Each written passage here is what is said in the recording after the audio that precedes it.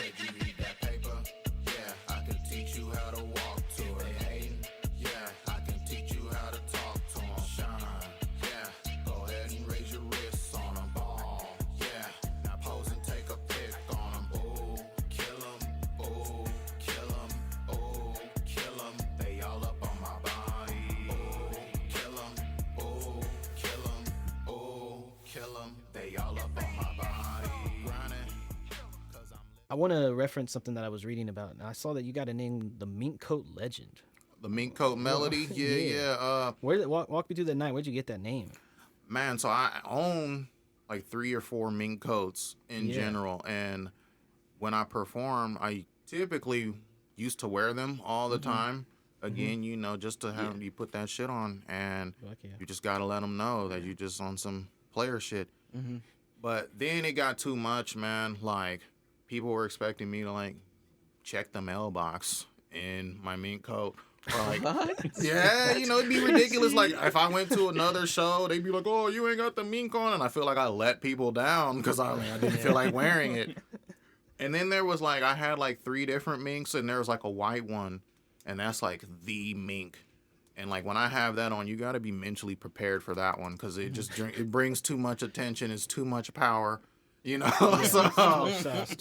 it's way too much, man. And but that's kind of what that song is. What it sounds like when I'm wearing the mink, basically. So yeah. Damn, that's fucking hilarious. I ain't gonna lie. That's crazy. I actually saw that you had a clothing brand. Yeah.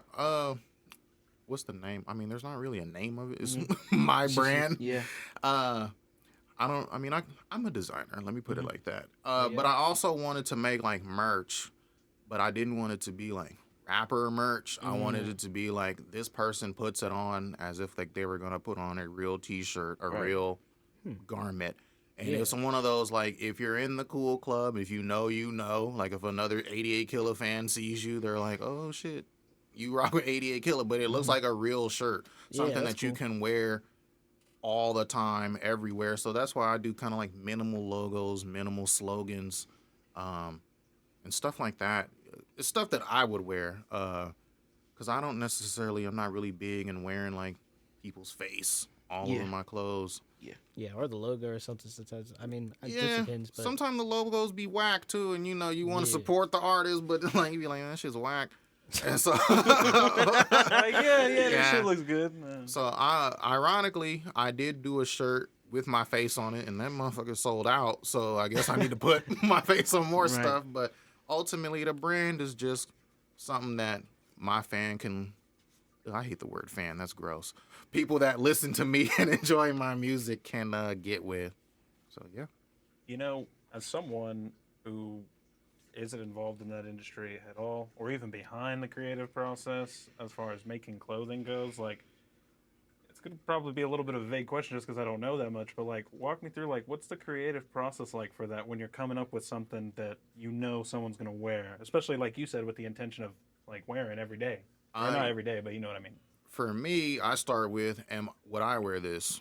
You know, ultimately, when I create, I'm my biggest fan. Donovan Donovan loves 88Killa. It should be like that. So like Donovan's gonna collect everything 88Killa comes out with. So that's kind of how I approach it. Like, I know when I'm out shopping, like, I don't want the big ridiculous logo on something. So I want the person that rocks with me, I'm assuming they kind of feel the same way about things because obviously we get along because they like me. So I'm like, I'm going to have to do something where they think it's cool because, you know, me, when I support someone, I want to support them, but I don't want to be all on their dick. You know, so like I want this cool logo, something cool, just like, hey man, I rock with you, bro. So that's kind of how I approach it. Yeah. I did troll. I came out with a shirt, sold a couple of them. I don't know if y'all familiar with Drake. That's a trick question. But he had a song called Fort Worth, super random. Yeah. And, you know, Fort Worth was really excited about the song. we all listened to it to try to determine what the fuck did it even mean. Because like I still don't know what it had nothing to do with the city, but you know, fuck it, bro, we got called out. So he had a line in the song where it's like, it meant the world to me. So I was like, yo, I'm about to put that on a t-shirt, and was like, yo, I'm about to get signed to OVO. You know, Drake been tapped in, you know, he shouted out Fort Worth. So I just ran a little ad to troll for that one. Sold a couple, so that was cute. But yeah, that's kind of what I'm starting to do now. Oh. Speaking of Fort Worth, what do you think the hometown like music scene? And I mean, how have you enjoyed the scene, or what are the things you don't enjoy about it? Dog, I have a love-hate relationship with Fort Worth. Yeah, It's one of those. It's like I can talk shit about the city, but if somebody else does, I get mad. Yeah. You know what I'm saying? But like, Yeah. man, it's like there's a lot of talent for sure. yeah, The talent doesn't really have a lot of places to go or a lot of platforms to participate in. The few venues, the support is kind of hard to gather. You know, a lot of times you're artists performing for artists. yeah, The fan base is very finicky because Fort Worth, for the most part, isn't necessarily a go out type of town. They're more into bars, they're more into clubs where like there's not really much of a big independent supportive scene, yeah. especially if you're not like a songwriter or country cover artist. You know, those acts kind of thrive because they can always dip into a cover real quick and win the crowd over. Yeah, And then when it comes to hip hop in Fort Worth, the street side of Fort Worth rap is so like dominant, and it overshadows anything non-street. You know, and so Fort Worth is very, in the hip hop realm, it's very, what side of town you from, yeah. who you, what high school you went to, what block you was on, and you gotta be thugging. And then it's such a small town that it's a few phone calls that they gotta verify that you really about where you saying you from. So like even when I rap, I say I'm from the southwest side, like, just so there's no type of like, yo, we ain't never seen him over here, type, you know. So that's such a big element that sometimes kind of holds the city back, because when there are platforms and people that want to get involved, if they Google Fort Worth hip hop and they get exposed to that side first, it's terrifying. You know, and then those dudes, man, you know, the street side, they're super talented, but there's also violence attached to a lot of it.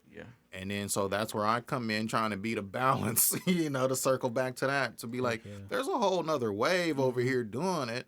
It's just, you know, we're not dangerous and we ain't hustling and trapping and shit. So, you know, come peek over here. Yeah, that scene's definitely huge.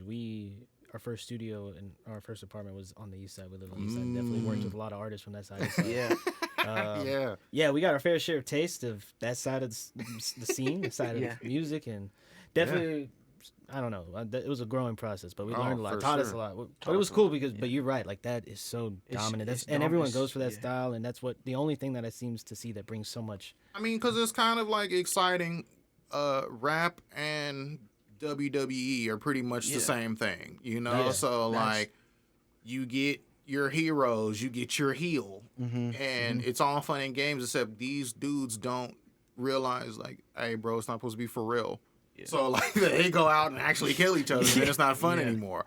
You know? And so that's where it gets, like, you know, kind of conflicting as a fan, as an artist in that genre, because for whatever reason, we're the only genre that's held to being real at all times. Where everyone else gets to be a character, be an artist, and they get to take that off and go do normal shit. Here, you got to be in rap. Who you say you are. At all times. It's like ridiculous, bro. Like, you know, you got a someone will call you out. You get a dude washing his car with his daughter, and some fools run down on him and kill him. You know, like that was like, this was ridiculous, you know? So that's this city, man. We're doing better. Hopefully, you know, what's his name? Johnny Damn D and he's bringing like dancing back. He has the whole world doing his dance, so he's kind of showcasing a different side. I mean, he kind of teeters a line on both sides, but that's like, I'm glad that that's taken off. Yeah. Because all the killing shit was no fun. Yeah. Do you think that, like, any of that sort of, like what you were just talking about, like that kind of culture that is in that specific area that you were just talking about, do you think that has anything to do with, like, Southern values, like that realness? Like, I feel like, you know, when you think about places like California, like, that's the place where people are acting, where there's actors, where people play characters. So it's safe to assume that the rest of everything and the way they present themselves is like that. It's art. It's a character that you're playing as because that's what their culture is derived in. Whereas I feel like Southern culture is a lot of definitely being like real, having hospitality. So it's like, you know, you don't want to be out there saying a bunch of bullshit. You know, there's one thing about Texans is that, you know, they don't be bullshitting. I mean, some of them do. Don't get it twisted. Everybody bullshits, but like, people down here say what they're saying, say what they mean. They say things, and do you think any of that has to do with? Yes and no. If you go back, if you will, to the origins of hip hop, it was always kind of a beacon of here's what's going on in our community. Yeah. You know, from when it was all dancing and you got Grandmaster Flash with the message, and they were saying what was going on. Roaches in the front room, rats in the back. So throughout all the different, what made hip hop fun back then was everyone was using soundboards from their environment, from them to NWA to Chicago to the South and all that. And it was such an emphasis on here's what's going on here. And that was all fun and games until, like, again, there was no balance, because for every NWA, there was like a Native Tongues. There was, for every gangster rap California group, there was Souls of Mischief, who were from Oakland, but they were like vibe dudes, you know, giving you this how we chill from 93. You had the South, where you had, there's street music in the South, where you had Scarface in them, and then you had like more party groups. And again, it was just one side, because it's relatively just exciting, and America from its foundation just loves violence, loves ignorance. This country was founded with criminals, you know, in the riffraff. Like, they sent them on the boat to go start this country over ran here. by criminals currently. Exactly. You know, so like that, all that stuff just gets highlighted and magnified. And without a balance, because for so long, up until recently, within, I say, maybe the last 15 to 20 years, due to the internet, there was gatekeepers that controlled what was put out. The internet leveled the playing field and then lowered the bar for entry at the same time. So now you just have, you're inundated with violence from your media, video games, music, and all that. And then for whatever reason, hip hop gets the blame when it's like, nah, bro, I can just go to the theater and watch John Wick shoot 100 fools in the face. You know, but we don't expect Keanu to do that to me if I ran into him at Whole Foods. You know, so like, all that to say, like, Southern culture, for sure, Southern culture to me is like fake polite. The quote unquote Southern hospitality is like fake, because, you know, we're people of color in here, and so we know what bless your heart means. You know, we know just certain cues and inner nuances of what that means, and it's like, it's not necessarily saying fuck you, but when someone says bless your heart, like, that's fuck you. You know, you know that, like, they aren't going to tell you to get out of here, but you just know the vibe when you walk into a place. And so, like, I'm not going to let the South get off that easy, because they're just as fake as California. I mean, but fuck California for sure. I'm still about the South, though. So, yeah. Shout out California. Well, damn, that was an interesting perspective. Honestly, yeah, definitely eye-opening for sure. What do you think we could change about, like you said, the culture and what it is? Like, what can we do to get more people and more of an audience towards The other side of it. I mean, it would take. I mean, you guys, Damn, that's crazy. Your platforms, and if y'all have friends with similar platforms to provide a platform, and then it would take me, the artist, to support these platforms. A lot of the time, we're a symbiotic relationship. Y'all don't have a platform without me. I don't have a platform without you. So we have to support each other. That. Whereas the other side, they support in their own special way through trapping, money laundering. You know, they create a whole ecosystem in which they thrive.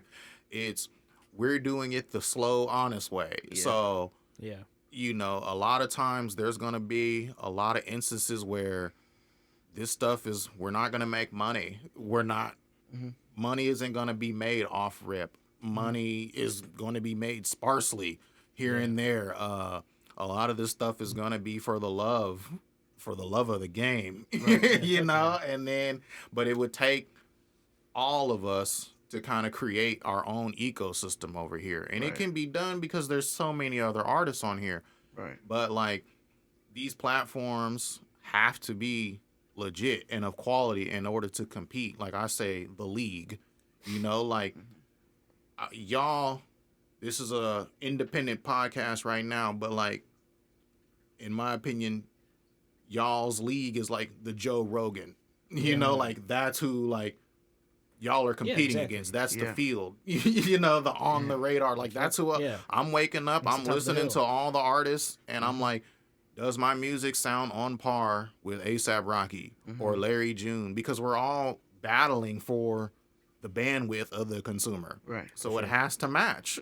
You know, and so we don't get a pass because we're independent or smaller, like because the fan doesn't care. Yeah, they don't give a shit. You know, if they cared, get upheld to the same standard. Yeah, you know, and we gotta, if we want to be taken serious, if we want to provide and prove that there is value on this side, then we have to provide a better alternative, you know, and be like, this is good quality. This is engaging stuff to listen to. Right. This is like a nice setup. You got my name on the screens and stuff. So now other artists is like, oh shit, okay.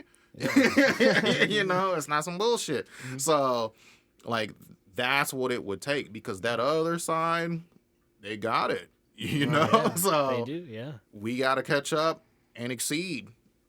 Is there anything currently you would like to change, you personally, about the music scene?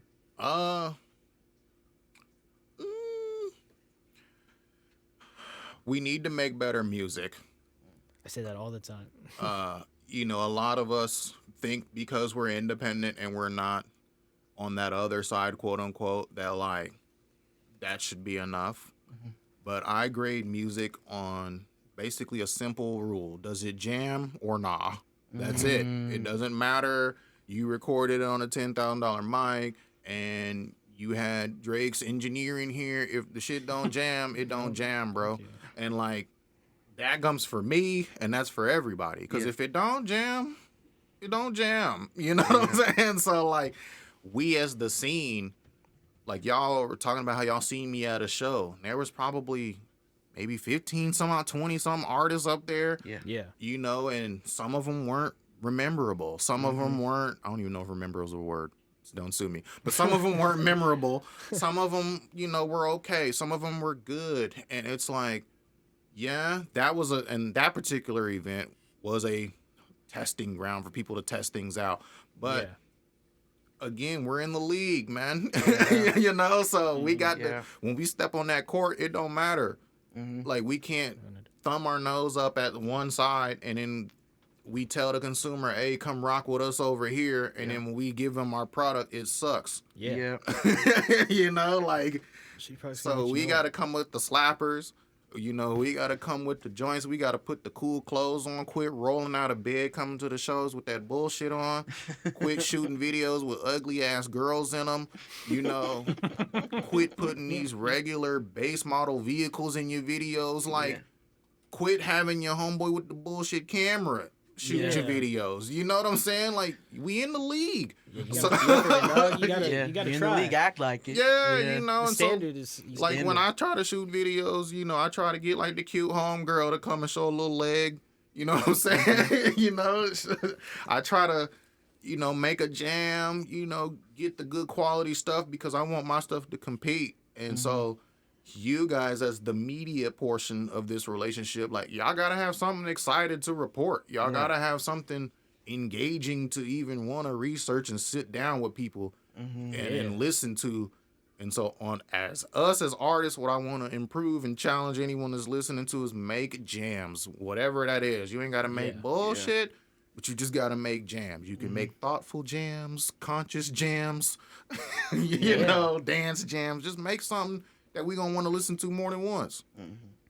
Yeah. That's it. I say all the time that nothing matters if the music isn't good. Exactly. It's got to be good. If you're doing this whole thing, artistry, whatever, it's not going to matter if the music ain't good. Yeah. At the end of the day, this is a product.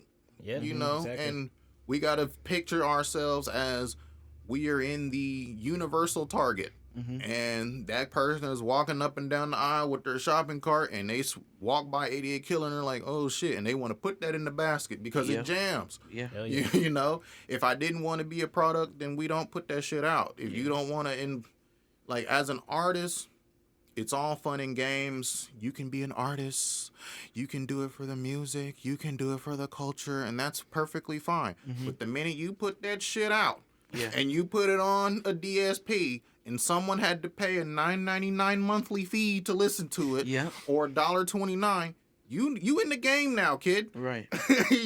Otherwise, stand out there with your hat and strum on your guitar and sing and hope someone throws a quarter at you. Right. Yeah. But when you enter the league, like, bro, if I step on the court with LeBron, he's not going to take it easy on me because, I'm new to the league. Like, I'm going to have to guard him. Yeah, so, that's what happens, what you're going to have to do all around. If the product sucks, there's nothing to do there.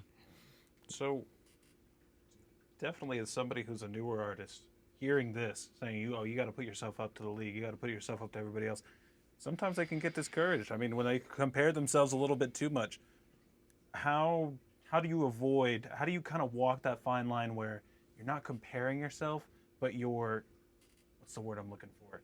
You're using it as motivation instead.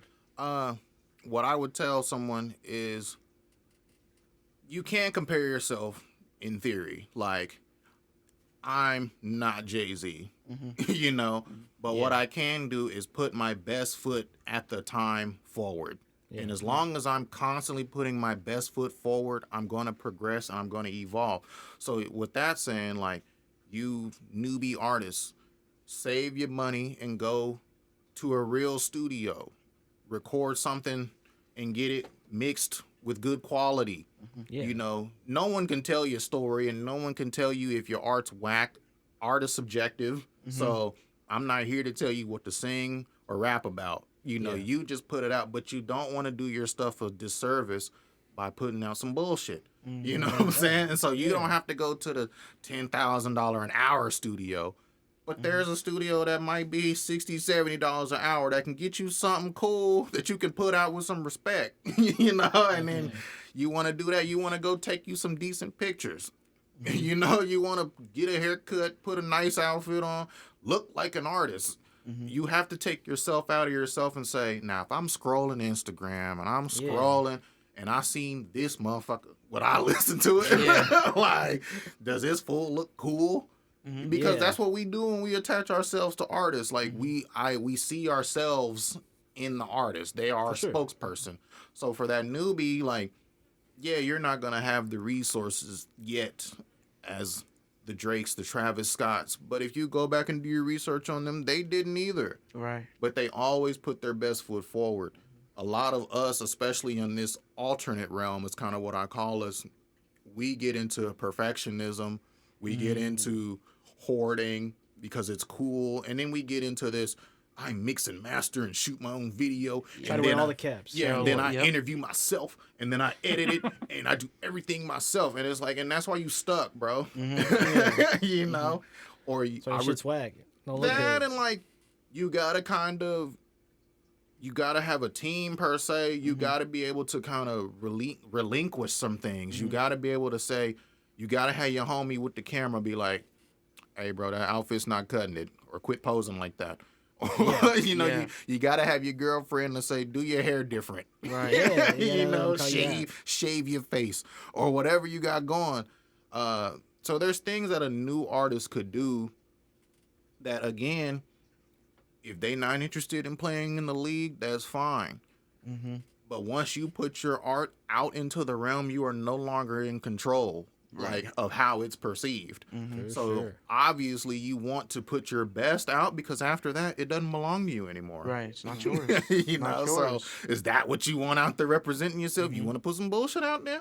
And then you're mad when you don't get booked, or you get overlooked when they do their write-ups at the end of the year. Right. And then you're mad, and it's like you didn't give yourself a fair shot. So, yeah. It's about setting that standard for yourself. Yeah, and then when you do that, your mama, your hating-ass cousins and all them, they hear it, and they be like, oh, shit, he's taking it serious. It sounds good. Because your immediate circle, if it's not your homies, and that's what I will tell artists. Your immediate close friends or your close circle, they not gonna fuck with it at all. They know you. They know you ain't bathed in 2 days. They know they just gave you $20 for gas. So they not believing anything in you right now. Right. Them is the last people you need to be worried about trying to convince you to support you, And I know that's, you want your parents to support you, but you're not making music for 40 and 50 and 60-year-olds. That's true. So you're making music for your generation and for people like you, so you focus on that. Yeah. And then your mama they'll come around, because my mama, before she passed, she wasn't rocking with me for a very long time. But then I had to tell her, like, Mom, I'm not making music for you and your 50-year-old homegirls. Like, I could really care less if y'all like my stuff. Y'all aren't the target demo. Yeah. But then eventually she came around. So new artists out there, if you're still listening, don't worry about your immediate friend circle support. Wash the dishes, fold the laundry, do what you got to do, but just keep chugging along, man. I want to talk a little bit about your parts of your story and your past, if you don't mind. I saw something crazy that was you survived a serious work injury. Is that correct? It nearly cost you your arm. Yeah. You mind going into that? What was like? You said I saw that you said it was a spiritual awakening. How was that pivotal for you? That's funny. I'll be talking so much. Man, so I'm at work. This was funny. I'll never forget this shit. It was like a Friday, and I was living with my mom at the time, and she was acting like I'm selling dope at the house. Like, yo, you need to get out of here, get your own apartment. So I went online, and I'm like, I'm going to show you, man. Like, I'm going to give me a little apartment. So I set up like a little, the tour of the apartment type shit. I get off work probably like 3:30, 3:45. Yeah. I'm about to shoot over to the apartment. Boom, it's like 3 o'clock. Don't quote me on this, legal people, if y'all are listening from my old job. But it was like the end of the day, basically. This dude pulls up. He's running late, so he's scrambling. I'm like, oh, bro, I'm going to help you out. So I hop on the forklift. Somehow or another, the forklift was parked next to this big support beam. And when I jumped in it, you used to be able to, like, jump in, cut the key on, and move all in one motion. Like, you do it 1,500 times. You just kind of develop your own little entry swag into the forklift. As it was going forward, my arm wasn't all the way in the forklift, so it got caught on the support beam as I was going forward, and then got mangled up, basically, because the beam didn't move, but the forklift kept moving. And then so I'm like, oh, shit. So I, like, reverse out, and I, like, hopped off the forklift, and my arm just looked like a lightning bolt. And I'm all like, damn. And then the homie that was, like, waiting to help me load, he was just like, hey, man, you all right? And I'm like, dude, I think I just broke my arm. And then, like, once I had said that, it was like my brain went over to the pain meter and just went, and just wound that shit up. And, like, I remember just, like, laying on the ground, like, fuck, man, my arm hurts like a motherfucker. Like, damn. And the fire department came, and my boss was all like, man, do we need to call anybody? So I'm like, oh, yeah, call my dad. So I'm cool. I'm like thugging at this point. I'm cool. Like, yeah, call my dad. I'm in pain. But then my dad was like, hey, hello, what's going on? And I'm like, Dad, I broke my arm. I'm like crying and shit. And he's all like, what's going on? And I'm like, and he's like, man, get off the phone, man. Like, put somebody on the phone and can tell me what's going on. So I'm like crying ridiculously for no reason. I've never cried this much in life, right? And then, so the fire people talking to my dad. And then I'm in the ambulance. And they're like, which hospital you want to go to? And I just picked the only hospital I knew at the time. But as I'm riding in in the ambulance, I just keep fucking crying. And then I'm talking to the fireman, and I'm like, bro, I promise I don't cry like this. And so now I'm crying because I keep crying. And I'm like, damn, I'm going out sad right now. And the dude was like, oh, man, your adrenaline is coming down. You hurt yourself or whatever. So fast forward to say the spiritual awakening was because prior to this, I had 1,000 homies, that I would talk to daily. If they got injured at the hospital, I'm pulling up. If they needed me, I'm there for them. I'm in the hospital, and then for the next 5 or 6 months of the rehab journey, I can count on 3 fingers which of the homies showed up and came and pulled up for me and really presented some type of value. Damn. Ironically, it was the least people I could think of that showed up. Like, damn. I'm like, oh, damn. Like, the homie from high school I ain't talked to in 7 years gonna give me a ride to the doctor. But my mans that I was out with every weekend couldn't be bothered. Damn. And so that was the spiritual awakening in terms of, like, I'm putting energy into relationships that aren't doing me any service when shit gets real. Yeah. We're all there to show up when it's time to party, but when it's real life shit going on, I can't depend on these people. Yeah. And, like, what good is that? Like, if every Thursday, Friday, Saturday, they going out drinking, kicking it, cooling, I'm the one driving them around. Y'all can't pull up and come watch TV with your mans for a little bit, and then just shit like that. You really kind of get it took that moment for me to just really kind of focus on, like, I've been spending a lot of time and energy nurturing relationships that didn't serve me. Did that make you move a little different after that happened?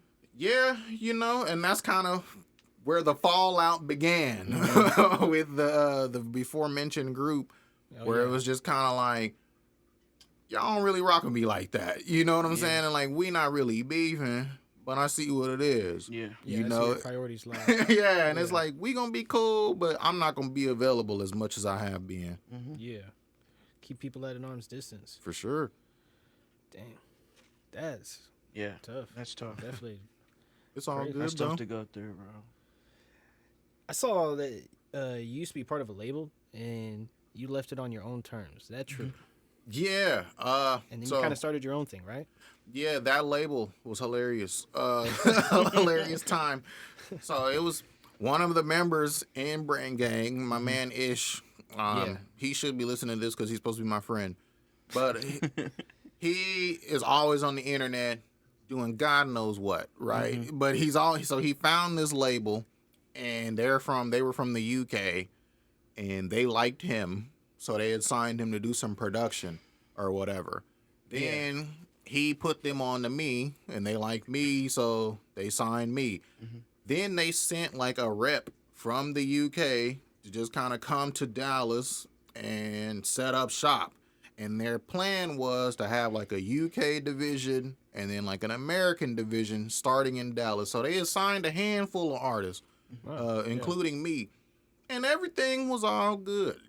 Got my little PR budget. We was rolling, boom, recording, talking to the label. I was signed, fancy me. Yeah. It was an independent label type of situation.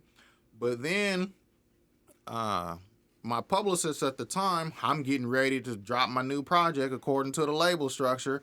So I'm talking to my little publicist, and I'm like, hey, boom, here's the project. Let me know what the rollout. And she was just kind of like, hey, yo, I rock with you, but the label ain't paid me.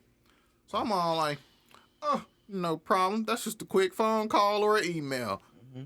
Boom, I'm called a label. They were like, we sent the bread. Like, what you talking about?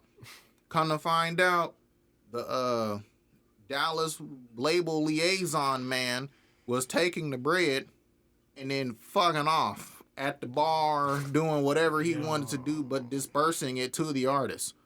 So he had the bread. The label didn't have no more bread to continue to keep sending. So they basically had to shut down the Dallas chapter because they stopped being able to find Homeboy. Once he moved out here, he just ran off into the sunset. What was his name? I think his name was Cliff. Yeah, I'm talking. If you listening, it was Cliff. I forgot your last name. You lucky. He did the fucking dash. Man. Crazy. So, and what was hilarious about Cliff was I had this foreshadowing that something was wrong with him before, because we was at this like the Dallas Observer back then used to do like these big award shows. So it was me. It was the only time it was like me, and there was this artist named Kayla. She ended up getting signed under that group M83. I don't know if y'all are familiar with them, but she ended up doing like a cover, going viral. She got picked up by them and became like their keyboardist and vocalist. But prior to that, she was her own independent artist. So it was me and her at this event, this little industry mixer or whatever. It was me, her, and the industry rep. He goes and gets shit-faced at the industry event. That's crazy. Like, I mean, he's so drunk, he walking into the girls' bathroom, he tripping. Kayla is freaking out because she was like, man, this is supposed to be our industry rep. I'm like, well, I'm the rapper, so this is like on brand for us, so I'm cool. Like, you're the pop darling, so, you know, I'll try to reel him in. So fast forward to know that he done took all the bread from all the other artists that was generated because he wasn't sending money back and he wasn't dispersing funds. That's crazy. And he took off and then allegedly was supposed to start his own imprint, but that never came of anything. So that label at the time, my lawyer had set up my contract was on some like, I wasn't going to lose anything other than time. Like I got all my music and rights and all that stuff back. And any money that was entitled to me, we just, all that stopped. You know, so I didn't lose anything other than time. But I mean, those dudes in the UK, they were cool. You know, just a clown ran off with our bread. Yeah. Damn. That's fucking tragic, bro. Yeah. Like, that is just, I'm still in disbelief. That's crazy. So that label had, I don't know if y'all are familiar with like Charlie Crockett. He was signed on there. He's a big, like, bigger country artist. He's been on Joe Rogan and he's been on Rolling Stone. There was a handful of people that kind of was cooking at that time. Damn. And so we were all gaining a lot of momentum before the money got funny. Yeah, that's crazy. Yeah, man. How much did he run off with in total? Ain't no telling. Ain't no telling, bro. Because they were paying my publicist, you know, 6 to 8 week campaigns just for me. So that was expensive for me alone. And there was probably maybe 5 or 6 other artists that they were doing that for, you know. So, you know, we talking about thousands maybe. Who knows? It's crazy. Robbery. Yeah, man. God, and ain't got nothing to show for it but a beer belly or something. You know, he can't even show his face around here. And we don't even know where he is. Fuck. So hopefully it was worth it. And so since then, have you just been doing it on your own? Yeah. Do you work with a team at all or anybody, or what kind of?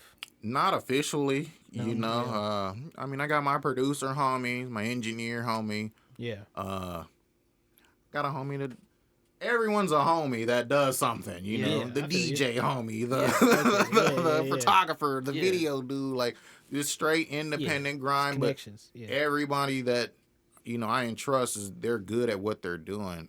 So we have that done. It's the obstacle is finding like decent and quality PR and marketing and all that type of stuff. That's where it gets tricky trying to find that realm. Yeah. Publicist game. Yeah, definitely. I wouldn't know too much about that, but I definitely can. That's the key, man. Yeah. That's the key if you're listening. Yeah. This shit's all about marketing, bro. For sure. Publicists. If you don't have a good publicist, good luck to you. You know? That's true. Just you have to, I mean, they're the ones that keep you in the scene. They're the ones that keep you in the face of the audience and the people that keep you apparent. And it's like the country club thing, you know, where your publicist went to school with the owner of Rolling Stone's son, and she'll pick up the phone and call them and say, hey, my client, 88Killa's dropping a song. Okay, cool. We'll put them up on there. Now you're going to pay 5 to 10, 15, 20 grand for her to make that phone call.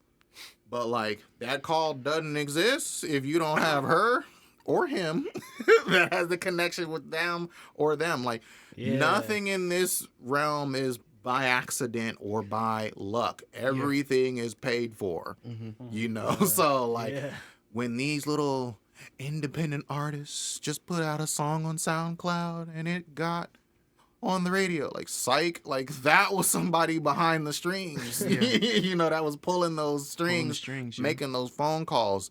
And so those people are hard to find by design. They are the secret gatekeepers, and that's who you're looking for when you're on your journey.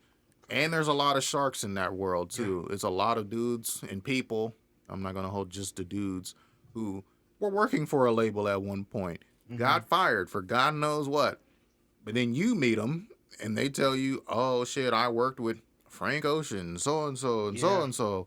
And then you don't know that they've been fired. They have no industry connections, you know, but you're paying them for that. So it's a tricky game. It's a tricky game. So I kind of wanted to steer the conversation Let's to do a it. little bit of a different topic. So we've got to know you. We've gotten to hear your stories. By the way, I just want to say, polarizing storyteller, my man. Seriously. Honestly, I almost didn't even want to change the topic. Yeah, we can do it. One thing that definitely piqued my interest when I was looking at your artist intake form is that you said you had a fascination with history. And I was just curious, do you have a specific era in mind that fascinates you the most, or are you just, I just love history? A little bit of both, man. World War II, of course, like every American man. We love World War II. So much shit just went down. So much shit. Yeah. So much just went down. So much could have went a completely different way. Scale of it. Yeah, it was just so much going on, bro. And then, so, like, I can watch any documentary of that, the Vietnam Wars, really just kind of anything pre me being born. Because it was like, I'm just fascinated of like, what was going on, bro? You know, and then if you're a music head, and to circle back to our conversation, like, and you're supposed to be like a beacon of what was going on, you can't not want to know about history when you listen to old songs and be like, what was going on that inspired this? Like when you listen to 60s and 70s artists, what the fuck was going on back then? For everybody to make heat everywhere, you know? So it's just like, that's a great ass fucking point, because when you go back eventually to a generation, you start to think, what fucking shoulders of what giants were they standing on? What inspiration did they have to look for? Especially when you think about, so people 70s music, for example, 70s rock, that all derived from 60s rock, but 60s rock was so much different from Black Sabbath. When Black Sabbath came out, Ozzy Osbourne and his crew, those guys started playing their music and people thought the devil was coming out of their speakers. And it's just crazy that they managed to get that sound from what came before. Facts. And out of nowhere, bro. Thing to think about. Like we have the ability to pull from them and be inspired by. Like these groups are pulling this shit out of thin air. Yeah. And even the jump from like the 30s and 40s, the 50s to the 60s, that sound was such a huge jump. And like, what the fuck happened? Y'all were doing the Charleston to like disco, like in the matter of like 10 years, and funk. And then you got the 80s they were experimenting with technology. And so you're just like, as a music nerd, you almost turn into a history nerd. Because you're like, what do you mean the 80s were using computer sounds and everyone back then were thumbing their nose up at computer sounds, but now we can't even do this literal podcast without a computer. And then you fast forward today where everyone's panicking about AI, and then you're just like, we have no idea how that's going to be beneficial or not to us, you know? So like, wars, conspiracy theories are always fun, man. To a point, I kind of relax on some of them, but I don't believe in like lizard people and shit. Like that's where I stop. but everything else I'm pretty Does cool any with. of that show up in your the Earth music? is flat. I'm just kidding. No Or is it conspiracy separate? theories, nah, because like it's so full of shit, Yeah. and I don't want to be that head ass dude like, yo, don't drink water. Yeah, like water is actually bad for you, and I don't like. Nah, not in my music. I can go listen to somebody else for that shit. Yeah. What kind of conspiracy theories do you read into? Right? Man, so like Egypt and the pyramids, bro. We need to. Yeah, What the fuck was going yeah. on, man? What was going on? Just Egypt in general. I mean, Yeah, Bro. that's such you a, think that's about such the lost history. First of all, what was inside the Library of Alexandria? I mean, that's the biggest mystery of the universe, probably biggest mystery in human history, aside from bigger things like the missing link and so on and so forth. It's just crazy how like they were doing shit back then that we do still today. In fact, to this day, we don't even know how to don't know how- recreate yeah. Roman concrete. Yeah. And this is what they were just cooking up back then when they were like, oh yeah, we just invented bronze and then the Yeah. most advanced concrete you ever seen. Bro. Yeah. Like, that's just crazy to me. With like, they just thought this shit up. Like, what were Right. they doing, bro? Like, like, where were you they? know? How did they figure out this information? Like so much, and it's crazy. Physicists look back. Isaac Newton was looking back at what these guys were doing, and it helped him come up with a lot of his theorems by looking at such a long time before he came, 1,700 years at least. Yeah. Like, And the that's just craziest thing insane is, to it's me, man. still there today. Like you can still go there today and see it. Like, and you don't know what they were doing, but it's like, hey, we were doing this. And then if you buy a shelf from IKEA, that shit doesn't even last 2 months before it breaks. But these fuckers built a pyramid, bro. Still standing. Like, Dude, this is yeah, crazy. so McDonald's looks like shit after Yeah. 5 years. Yeah. And so that one is really intense for me. I was kind of obsessed with like the JFK conspiracy for a while. Man, when you get into like MK Ultra, I was about to say Yeah. CIA. I was about Bro, to say. don't Yeah, even- don't even go. That's Bro, a crazy don't road. even, bro. It's Like, a crazy road. It really is. a and rabbit you hole. know, like it's hard because you watch Stranger Things, and then like I'm telling people like, "Hey, yo, this like probably like really went down," Yeah. and they're like, "Oh, okay, bro," and I'm like, I mean, I'm sure there's an 11 out there, bro. Like, who knows? There's an upside down. Who knows, bro? So like, I like MK Ultra, the CIA in general, man. Like, they just have too many secrets. Aliens, of course. I'm a firm believer in aliens. Absolutely. 100%. I just think it's too arrogant as a human to believe we are the only intelligent species ever 100%. in the realm. Like, I don't. It's statistically impossible. Like, Yeah. especially if you believe in the Big Bang Theory, it is literally statistically impossible. Yeah. There's no possible way that we're the only planet that has got life on it. Because the universe is, theoretically, of course, Infinite. Yep. And it'd be so boring if we were the only, like, us. Like, we suck. There has to be some type of, like There has to we're be something fighting else. over land and resources and skin color. Like, Right. nah, I think man. right now, and this is, like I said, there's no science that backs this theory, okay? I'm not a scientist, Let's I'm not do a it. physicist. Let's do it. But I think right now, where everybody is, and I think even speaking for other intelligent life forms out there, I think we're really in like a kind of great filter phase where I feel like everybody out there is kind of building. Like they might be on the same level that we're at, or maybe not. Maybe they already have figured out a way to get here. I don't know. Okay, that's where shit starts to get crazy. But what I do know for sure is that there are other life forms out there. I just don't think that they've been able to reach us yet. And I think there will come a time, maybe in the future. So I think that's the only way that the human race will survive. First of all, is if we get the hell out of the solar system. Sun's got an expiration date, so we got to leave somehow. I mean, I think the human race is going to take itself out. Like, we're just too stupid in the grand scheme of things. Like, the war in our existence isn't skin color. It's rich or the haves versus the have-nots. Yeah. We're running out of resources. Like, we're just grinding and grinding and grinding. To what? And then what's crazy is we have enough resources for everyone to live in abundance. So what are we doing? So that aspect, our tribalism as a species, is we're going to take ourselves out. It's only a matter of time for Kim Jong gets the nuclear and he just fires it off because he's bored. But I think to say if intelligent life has contacted us, I'm of the conspiracy belief that aliens are in the ocean. I I believe that's where they reside. It makes sense. Octopuses, that's an alien. You know, like that thing is intelligent. It can move around. The squids, there's parts of the ocean we physically cannot even explore because we don't have the ability to even get down there. But then there's life that thrives down there. So, like, what do you mean? You know? We know more about space than we do the ocean. Exactly. And we're here on the... So, like... Yeah. Man, it gets deep, man. You know? Yeah. I'm trying to find an alien species so it's got another market I can get big in. Spread my music and show me some alien music, bro. I think anytime we are contacted, it's due to some like catastrophic world event.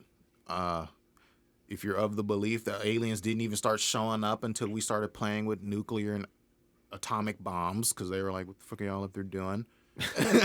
You know, like, here y'all go, man. So who knows, man? I can go on for days. Yeah, it's like aliens kids playing with knives. Yeah, I mean, there's got to be. It would just be so boring. Like if we just died and that was it. Yeah, that was just it. Like there's got to be something. That honestly kind of be almost poetic because sometimes the universe just don't give a fuck. Yeah, it's brutal. Chews you up and unapologetically spits you out. Yeah, and you're just an energy force. But yeah, it's gotta do. I saw that you've put success as your freedom of time. What do you like to do? Like if you had no responsibilities, what is that success on? What does that day look like? Success is like you wake up whenever you're ready to wake up. Yeah. Your day starts whenever you want it to start. Yeah. And you're not a failure if you don't wake up at 6 a.m. You know, it was an interview I watched with like Jay Prince. He was like a CEO of a big label in Houston. And he was like, I wake up when I get ready to. And he has a ranch and he has his animals that he takes care of and a label. And it's just like, how freeing is that to be like, I'm going to wake up at 9 today and tomorrow I might wake up at 10 and whatever I need to be handled will get handled.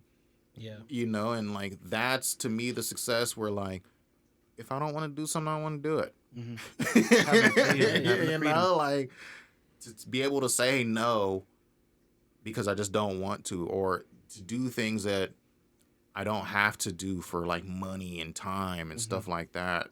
To be, you know, like when I get older, I just want to like barbecue, bro. I just want to become like the ultimate barbecue pit master. Yeah. You know, for no reason, bro. Like I just want to excel in cooking all the meats. Pause. And then like, yeah, but I want to do that on my own time, and I want to have the money to just go to the butcher and be like, "Yo, give me everything." And like, yeah.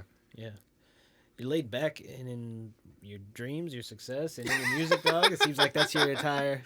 It was pretty chill though. That's pretty cool. You got to be because the world is too stressful, man. Okay. Right. You know, the world's too stressful, and we weren't supposed to be put on this planet to stress. Yeah. And hurt our neighbor and stuff like that. You know, when this land was created, we were supposed to eat off of it, breathe off of it, drink off of it, and live off of it. You know, it wasn't designed for us to fight on it. So I just kind of want to carry that energy throughout life. Well, man, dude, there's been a kind of good stuff we've talked about. I want to keep talking, but I am going to start to kind of bring us down to some of our ending segments. And let's do it. One of the things that we do is called Leave the Light On. And so a big thing we like to do is we've got to hear your story. We've got to hear your one word why. What would you say to another artist that's going to sit in that chair next? The next person that we interview, what would you like to say to them? And it could be a word, it could be a phrase, it could be a question. And what I'd like for you to do, if you don't mind, just take a few minutes and write it down on that card. Oh. And what we have underneath that card is what the person that we interviewed beforehand wanted to say to you. Oh, tight. So I'll write it on this. Yeah, you can write it on card. Yes, sir. Right. And it can be anything at all. Statement, poem, words of inspiration.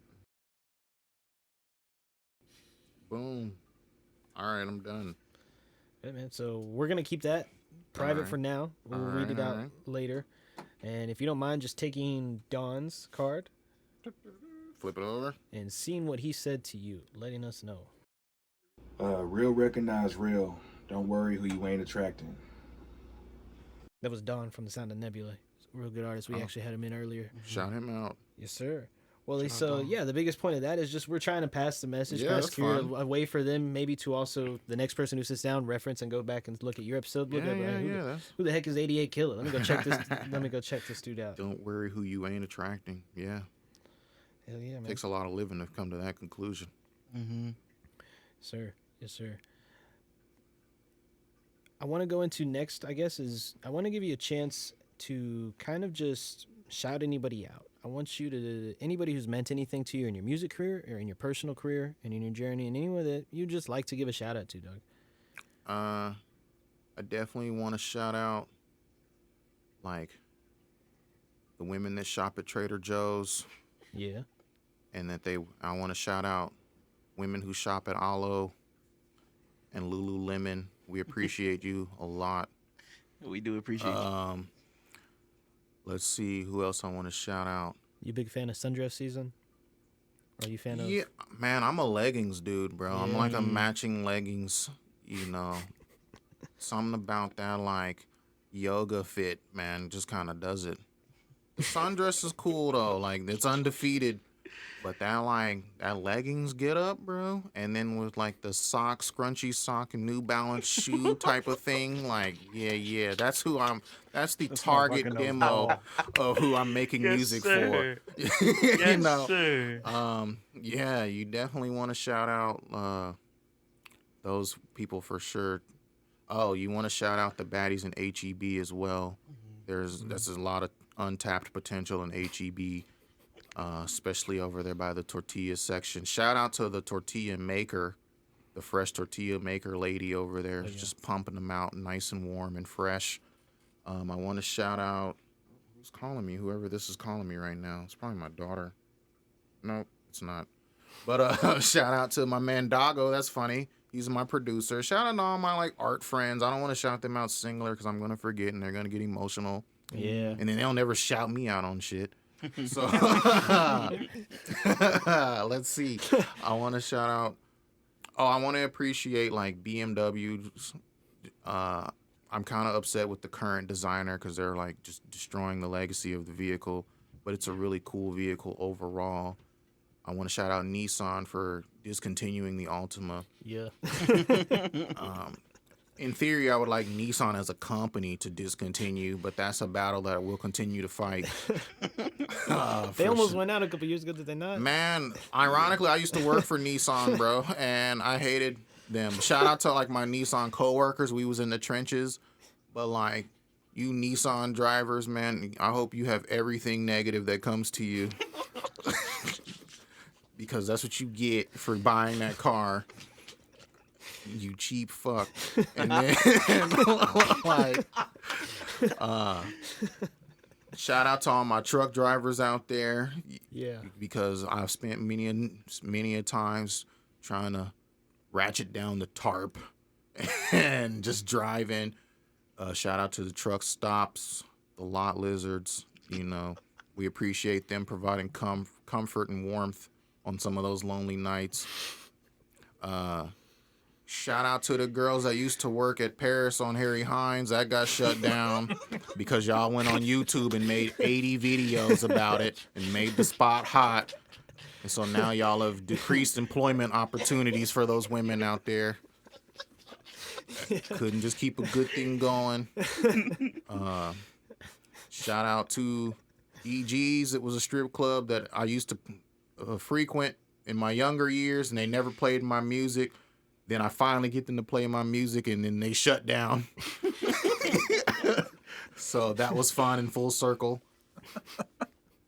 Shout out to Danny Daniels on OnlyFans. I was paying you $9.99 a month for quite some time, but I had to adjust my budget. And that's the one I held on to the longest, but I had to cut that short. But you really got me through some tough times. And I appreciate your enthusiasm and your dedication to the customers. Those are the people that are the true backbone of America for sure. Shout out to Jersey Mike's. Yeah. Shout out to Jersey Mike's. Yeah, Yes, yeah. sir. I got a free Subway sandwich card. Yeah, there you that I need to get. No, you gotta get rid of that Subway, man. Subway, we need to shout out to them too, because why are they always mad?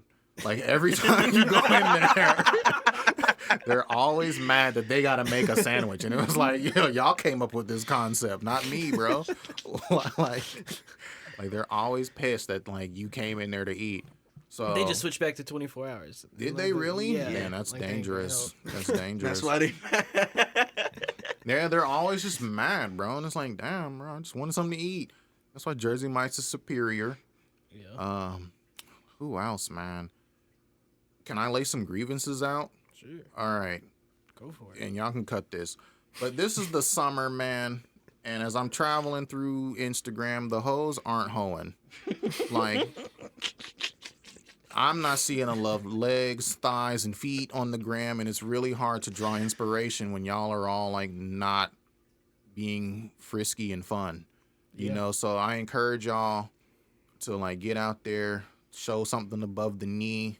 You know, you don't got to get nasty with it, but you can, let's just spice it up a little bit on the gram. Maybe it's my algorithm, but we need something. We need something out there.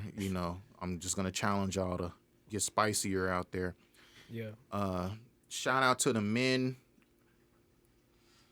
We also need to stop. I want a campaign to make sure that like we, particularly as black men, stop wearing open toe shoes. Put some goddamn socks on. Goddamn socks on. That's really important. As a man, as a rap artist in general, I shouldn't see anyone in slides or anything without a heel protection. Mm-hmm. As a man, you want to be ready for combat at all times, so you need something to have over your heel in case you got to get active and mobile. You want to stay agile and swift. I put my Crocs in sports mode. Yeah, that could get kind of dangerous, man. You know, if a flash flood happens, then your croc is floating off, man. Yeah, man. Yeah. So I want to encourage. I'm trying to like work out. I'm trying. It's just all that like grunting and sweating. It's just not fly, not player. So I got to come up with a better strategy to lose weight for that. So I'm gonna try to change my diet. Shout out to the sleep apnea nurse lady. I went and visited her. Yeah. Found out I got sleep apnea, so that's not player at all. But I encourage, if you've been snoring and your old lady's beefing with you, you go get that checked out. Yeah. Get the CPAP. You looking like the Predator and stuff when you go to sleep. But like, yeah, these are the things that inspire me. You for like dead ass, like the women, the life. You want to get a good sleep so you can continue to get up, and get that blood flowing. So, yeah, I think that's it for me. Hell yeah. That was probably the greatest shout out. That was the greatest shout out. Greatest ever. Yeah, it's always boring when everyone's like, my mom and my dad, and my daughter. Yeah, okay, we get it, guy. But yeah, you're a good dad. Yeah. But shout out to my daughter, man. We just saw Moana for I think the 5th time. Oh yeah. We saw the live action joint. Mm-hmm. My daughter's really smart, smarter than a lot of your kids out there, and she's probably, her and that whole COVID generation, they're going to change the world. Specifically, my daughter will probably be leading the charge. Yes, sir. So get down with her as soon as you can. Get with the program. And then shout out to her mom, too, of course, because her mom's cool sometimes. We'll leave it at that. But shout out to you. Well, man, before we send off, before I kind of give my final closing speech, is there anything you want that you didn't maybe get a chance to say that you want people to take away from this interview, from you as an artist? Is there anything you want to say? It's time to stop the shenanigans, just across the board. We don't have to lie. We don't have to lie. I want to encourage you to stop shooting videos at other rappers' houses. Stop. If you're going to be fully clothed in the video, but then all the girls are half naked, it looks kind of weird. Stop doing that. Stop hiring girls to just be naked in the video, because that's the closest you can get to naked chicks. That's got to stop. If we know you're not around women in real life, don't put them in your video. That's misleading. Right. you know, we need to also expose that like a lot of the money that's being used in rap videos is prop money. Yeah. And, you know, I was really kind of taken aback when I discovered we were all using, or they were all using prop money. I'm like, damn, I'm just broke. Like, everybody has bricks of cash. And I'm like, damn, these fools been lying. Yeah. Like, damn, that sucks. If you have a girlfriend, you need to disclose that prior to your rap career. Nothing was more shocking than finding out all of my favorite rappers were married when I was young. And I'm like, you fuckers. Like y'all been telling me bitches ain't shit, and y'all are married the whole time. like, damn it. You know how much time I wasted? So, yeah, stay true. And, you know, it's okay to fabricate sometime, but you ain't got to lie, man. Like, we're misleading the youth. And, you know, ultimately, like, we have a responsibility to, you know, uphold the youth and at least kind of guide them. So just don't lie. And if you're going to lie, don't lead them on the path of destruction. You know, lie about you being really good with money management so that encourages them to do that as well. You know, lie about being a good partner so they do that as well. Right. But that's kind of what I want to leave it. Hell yeah, man. Well, this has been 88Killa. This has been Original Minds, an Intrizio podcast. And it has been an absolute pleasure, my man. You're definitely one of the most entertaining people we've had on so far. Absolutely. I love hearing parts of your story, dude. And the biggest point, the whole reason we do this is to document artists in the process, people on their journey. We like to show it before, your story matters before the numbers do. And so that is the biggest thing. Everyone wants to know your story after the fact, and it's easy to embellish. It's easy to make it look like you went through harder times or you went through easy times. Right now is the real time. Right now is what you're going through currently, and so being able to just show that authentic version of yourself and that true version of yourself. And a big thing for this too is just to hopefully encourage other artists out there, other creatives, other local people trying to do their thing and pushing them to keep going, keep trying, and at the same time though, be real about it, be serious about it, take it seriously, because like you said, you're in the league now, and so you gotta compete in there. Act accordingly. So, man, it's been real, it's been cool, and I want to just circle this all back around to, in one word, when beginning, we asked you why you made music, and that word was balance. Balance. Just remember that and take that with you. And folks, this has been Intrizio. I'm Ben Lowe. I've got Santi here. I've got Big B here, and I've got 88Killa. Thank you so much, guys. We'll see y'all next time. Y'all take care. Said you read that paper? Yeah, I could teach you how to walk to it.